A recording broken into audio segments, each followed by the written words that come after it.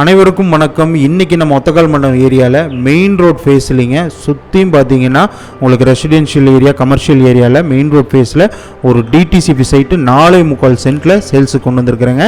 40 அடி main road ஃபேஸ்லேயே இந்த பூமி சேல்ஸுக்கு வந்திருக்குதுங்க. இதோட பூமியோட எக்ஸாக்ட் டீட்டெயில்ஸ் என்னென்னா, நம்ம ஒத்தக்கால் மண்டபம் ஏரியாவில் உங்களுக்கு மெயின் ரோடு இருக்குது இல்லைங்களா, ஒத்தக்கால் மண்டபம் டு வேலந்தாபாளையம் ரோட்டில் ஜி ஸ்கொயர் வருங்க. அந்த ஜி ஸ்கொயருக்கு பக்கத்துலேயே தான் இந்த ப்ராப்பர்ட்டி அமைஞ்சிருக்குதுங்க. இந்த ப்ராப்பர்ட்டிக்கு மொத்தம் 2 சைடு ரோட் ஃபேஸ் வரும். உங்களுக்கு வந்து ஒரு சைடு வந்து தெற்கு பார்த்து சவுத் ஃபேஸிங்கும், ஒரு சைடு வந்து நார்த் ஃபேஸிங் வடக்கு பார்த்து 2 ரோடு வருங்க. அதில் தெற்கு பார்த்து ரோடு பார்த்தீங்கன்னா மெயின் ரோடு வந்துடும், உங்களுக்கு வடக்கு பார்த்த ரோடு வந்து சைட் ரோடு வந்துடும். ஸோ 2 ரோட் ஃபேஸோட உங்களுக்கு 4.25 சென்ட் தான் இன்றைக்கி நம்ம பார்த்துட்டு இருக்கிற பூமிங்க.